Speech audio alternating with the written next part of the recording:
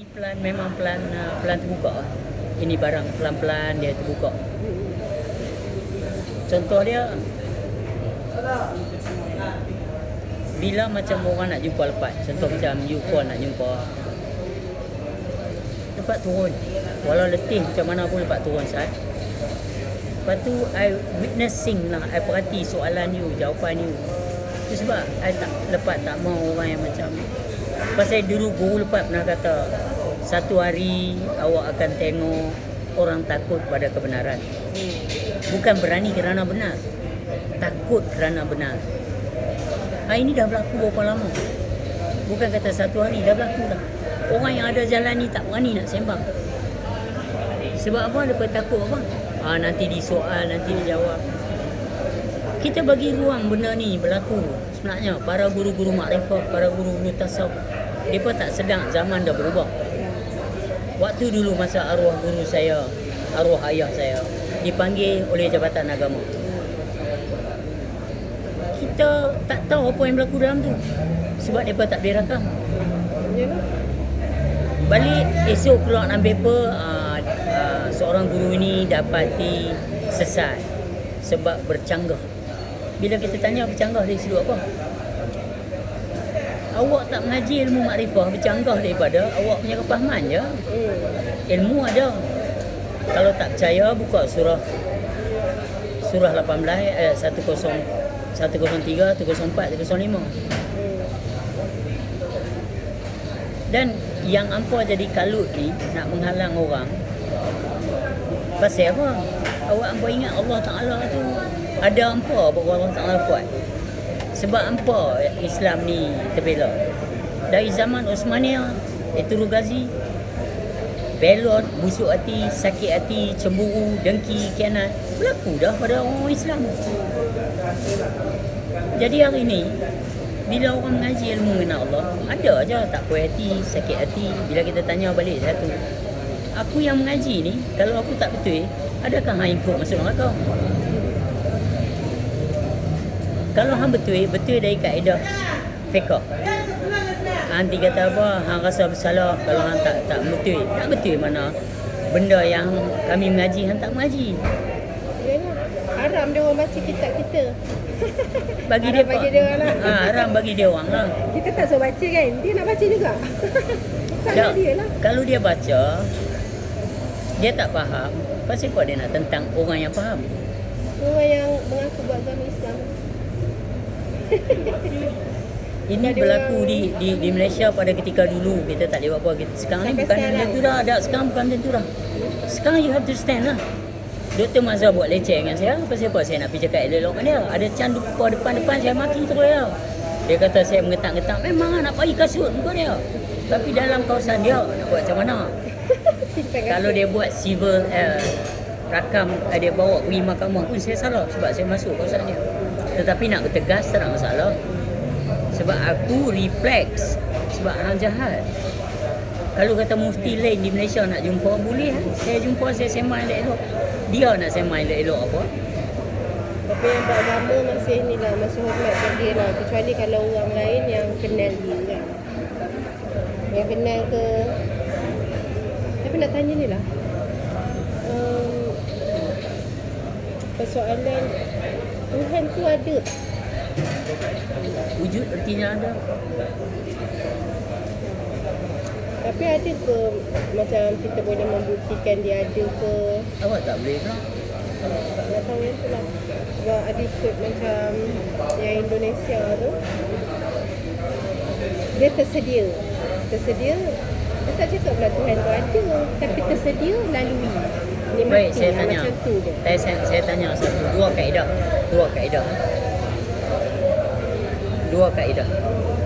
Awak ada kereta. Kereta awak sempurna. Bukan kata ada kereta tak ada tayar, tak mau. Sempurna. Nak cerita awak tu ada kereta. Kita nak pergi macam mana ni?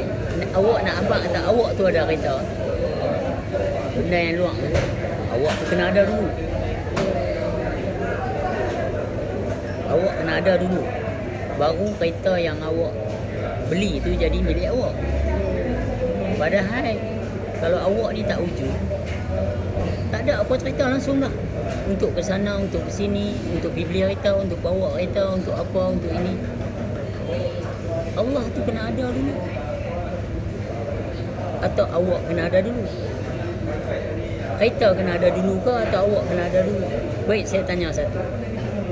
Satu orang duduk dalam hutan di Amazon lah, orang asli yang tak ada ni pakaiannya, tak pernah dengar nama Allah, tapi dia telah ada. Dia tu orang tu. Bagaimana nak mengadakan Allah pada dia? Okey. Kedai lagi sikit. Dan nanti dulu. Awak datang dengan ilmu dan menceritakan benda yang ada nyata. Surah 7 ayat 7. Sesungguhnya kami sekali-kali tidak gaib dan kami sangat dekat. So bagaimana nak cerita dekat orang yang berangan Allah berada atas langit? So bila berangan yang ada atas langit, kena cerita lagu kaedah persetujuan dia dari kaedah ilmu di peringkat dia yang mengatakan aras Allah di langit. Okey, boleh, tak ada masalah. Tetapi bila awak nak cerita, tanya saya pula, Allah itu ada tak? Bagi saya, nyata. Okey, kalau kita pegang selain Allah tak ada. Kenyataan dia segala lah. Ha? Kenyataan dia segala lah kan. Itu macam mana? Kalau Allah tak ada, Selain Allah tiada. tak ada benda lain. Itu kena proses kaedah rububiyah ataupun kena proses Maksudnya cerita. kalau kita cakap kan, kita nak cakap kita, dia. Betul tak benda tu dalam keduaan? Tak boleh. Tak boleh kan? Kita tak boleh mengaku Tuhan. Hanya Tuhan saja boleh itu nak mengaku faham Tuhan. tu. Itu sebab saya kata proses harus ada pada usul. Kalau awak mengaji, awak kata awak tahu dah, masih lagi aku ni dia ni aku, belum. Bila aku itu kamu itu bukan aku. Babi je dia kata. So hari ni hanya Allah saja boleh mengaku Allah. Itu sebab bila orang kata awal agama mengenal Allah. Nak mengenal Allah, mengenal diri. Bila mengenal Allah, binasa. Biasa dengar. So siapa ada kita lagi tak kalau nak berbicara tentang Allah. Atas sini awak bawa balik kepada syariat fardu ain. Itu sebab martabat kemuncak ilmu mengenal Allah tak buruk, tak bersorak. Sebab tak ada apa lagi awak nak bicara tentang Allah. Nyata ada benda yang tak ada yang kita nak cari, kita nak fikir. Maksudnya poin kat situ dah macam apa di mana aku menghadap situ wajah Allah. Saya tak setuju benda tu. Itu masih lagi tasawuf. Perasan tak di mana aku di situ? Dua. Dan sinilah ada babak-babak rahsia guru kena talqin. Sebab tidak orang salah faham. Tapi saya tetap kata tak ada manusia yang boleh mengaku dirinya Allah. Hanya Allah saja yang boleh mengaku dirinya Allah. Persoalan awak ni, awak kena mengaji ilmu usul balik. Kalau tidak, awak tak timbul soalan ni. Awak ada keretakan sikit ataupun ada sesuatu yang tak lengkap pada ilmu usul. Sebab kalau mengaji mengenal Allah, tak ada ilmu usul, dia akan bersangka-sangka, dia akan meneka-neka. Bila dia sampai ke tahap faham tu, dia tak akan bercerita lagi buat Allah.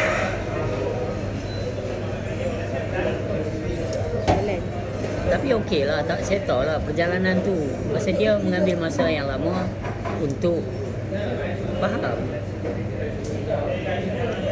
Sebab kalau tidak awak duduk. Itu saya ada satu orang tanya saya macam mana. Tak menduga sebab kita macam ikut macam Bapa Baginda Mukhtar kita belajar, Pak Agong Wibi kita belajar, macam Bapa Baginda Mukhtar tu dia metafizik kan. Macam Pak Agong ni dia dah tak ada, tiada Tuhan. Dia macam diri dia okey, dah tersedia, ada jalani habis. Macam tu. Jadi saya ni nak mengurai, saya tak cakap saya di belah-belah mana, faham ke tak faham ke, duduk di mana ke tidak. Nak mengurai apa yang saya dah dengar. Sebab bagi saya kan tak ada apa nak cerita. Itu dia kata jangan campur aduk. Kalau kata siapa sekalipun dalam peringkat ini halusi surah 6 ayat 94 tu. Tetapi para ulama telah bubuh kurungan dalam tu di hari kiamat kelak.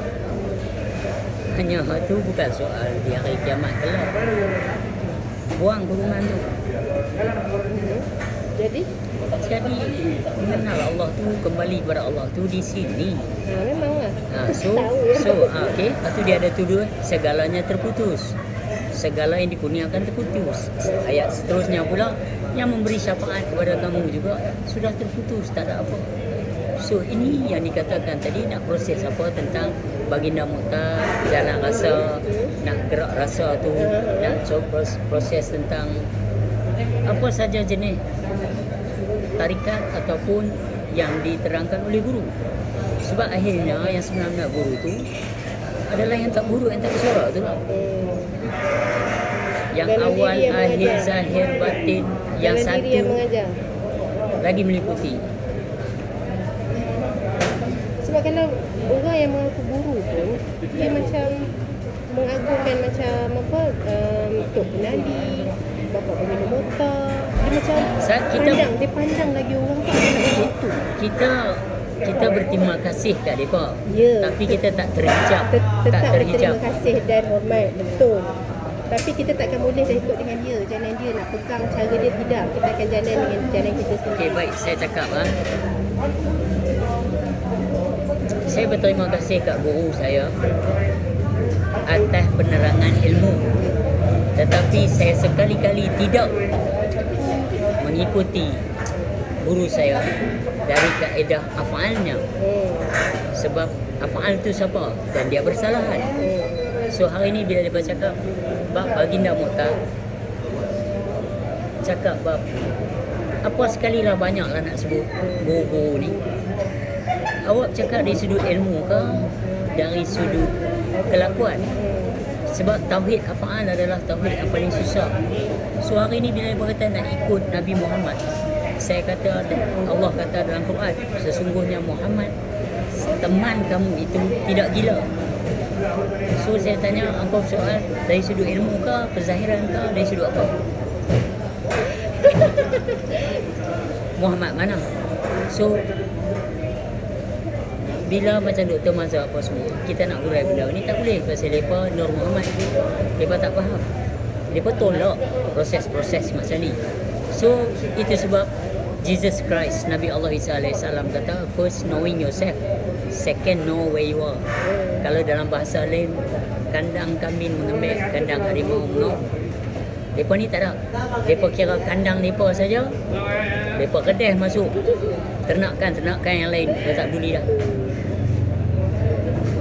Sebab dia tak ada bahasa makrifah, the language of makrifah, mereka tak ada. Dia bukan pada buku je. Macam mana dia nak tahu hak yang batin? Sebab ilmu makrifah ni tak boleh disamakan dengan segala sesuatu. So how for us to make it as a subject or object or to process or to confess? Tak ada. Itu sebab dia bersilap besar. Ilmu mengenal Allah iaitu mengenal diri. Apabila mengenal diri, kenallah Allah. Apabila mengenal Allah, binasalah diri. So lepas yang mana hampa nak proses ni? Dan lepas nak membawa hakikat kewujudan mana nak berada, nak semang apa ni? Rububiyah ke? Ubudiyah ke? Maujud ke? Yang dikeranakan oleh satu kerana ke? Yang tak dikeranakan. Tapi kalau orang dah tahu dan kenal, dia tak pernah dah lepas sekujur tubuh yang ni. Dia takkan menghukum dah rambut macam tu. Tak semayang 5 waktu ke, tak ngaji ke, dia tak macam tu dah. Bab semayang macam mana? bukan isu bab semayang bukan isu makrifah. Ya, betul. So saya ahli makrifah. Itu dia kena faham. Bab semayang tak ada kena mengena dalam kemakrifahan. Tapi yang awak mengenal tu tidak pernah tinggal solat walaupun satu saat. Tetapi diri yang tak mengenal akan menceritakan tentang solat berhubungan 5 waktu.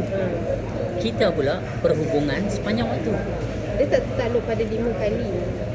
Mereka dapat waktu, dapat rukun dan Itu tak apa, kita tak kata mereka tak betul. Kita Dia kata perlu mereka betul sebab- di peringkat mereka. Sebab dia perlu, sebab kita tahu apa baik, apa buruk, apa terbatas. Kita tahu diri kita, kan? Dia orang ni kena juga kena pegang benda tu sebab dia orang nak jaga diri zahir dia orang. Jaga kat siapa? Dia jaga diri dia lah. Dia tak tahu kan ni, dia tak tahu pun diri dia siapa. Jadi dia kena pegang agama tu supaya tak binasa diri dia. Kan? Kalau kita tahu kan, rogol orang pasti kena lepas pada tu kan. Yang orang ni tu, yang dia ni tunggu akhirat nanti. Akhirat nanti pembalasan kan. Dia orang berpegang pada tu. Jadi dia orang kena kawal diri dia orang. Dengan agama tu tak salah pun. Kan untuk diri dia orang yang tak mengenal. Pada saya lah. Tapi orang dah tahu diri dia, dia nak pegang apa?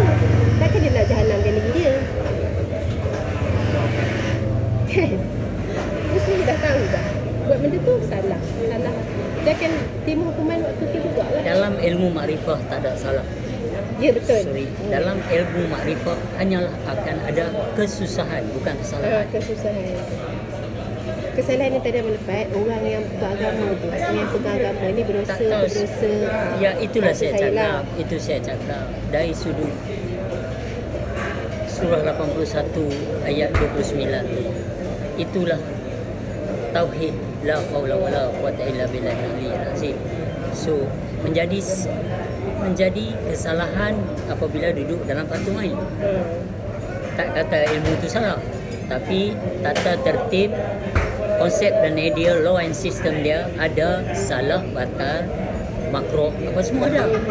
Benda tu tak salah dari sudut ilmu tu, tapi dari sudut ilmu makrifah, awak mengaji mengenal Allah, bukan mengenal baik buruk salah, sah haram batal. Itu sebab mereka duk main hitam rambut saya itu ini.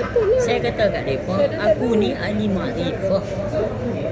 Tapi hampa nak Yang tu teka. jadi tajuk saya kata Aliman.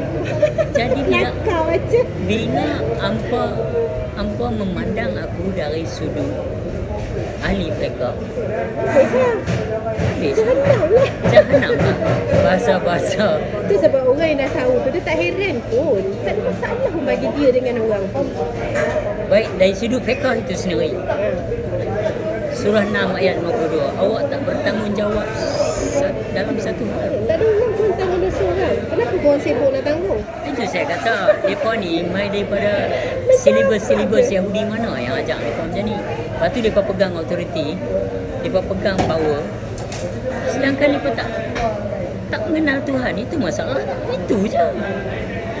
Kami tak pernah kacau hampa. The fact is kami tak pernah kacau hampa. Hampa yang terganggu dengan hampa punya thought and emotion. That's the facts. That's not significant about it. Betapa dia tuduhnya Tuhan kan. Macam-macam tuduhan dekat Tuhan. Tak nampak benda tu. Dia kata nak jatuh hukuman selai rambut 70 tahun. Habis yang Tuhan buat berpuluh-puluh ribu helai rambut ni, tujuan nak masuk neraka je. Macam mana? Sekali lagi. Gerak. Sekali lagi. Kalau awak nak mengaji ilmu mengenal Allah, jangan bawa kaedah-kaedah hukum hakam. Orang yang hukum kita. Tak apa, biar pergi lah. Yalah. Saya kenal macam kenal. Tetapi orang tak tahu saya dah nak turun beberapa kali dah jumpa atas-atas ni. Saya berada elok kan dengan Dr. Mazhar, mana boleh. So kita tak layan dia dengan cara elok. Kalau orang biasa ni buat atau mampu ini. Tak ada, kadang-kadang kita rasa macam geram kan. Tuduhan tu betul ke Tuhan tu macam tu? Orang cakap macam ni, Tuhan tu betul ke macam tu? Sedangkan Are you really bother because of them? tidak, saya tak ada masalah pun. Saya okey. Cumanya kadang-kadang kita geram atas tuduhan-tuduhan tu. Dia orang tak tahu pun. Saya abang beberapa kali dah sampai dekat Dr. Mazhar depan dia, saya kata, aku tak heran kalau aku dijadikan tempat meludah oleh hampa-hampa ni. Tapi sebab aku ada adik-beradik, aku ada kakak, aku ada ni, mereka berjalan dengan ramai. Ada adik-beradik aku yang tak mengaji jalan ni. Tapi apa tuduh ni kata kena. So, hang satu orang mufti apa yang dari sudut keagamaan apa yang hang bawa ni? Dalam Buddha, dalam Kristian, dalam Hinduism, dia suruh hormat orang. Yes. Buang. Tak boleh lah buang agama kan. Salah pula.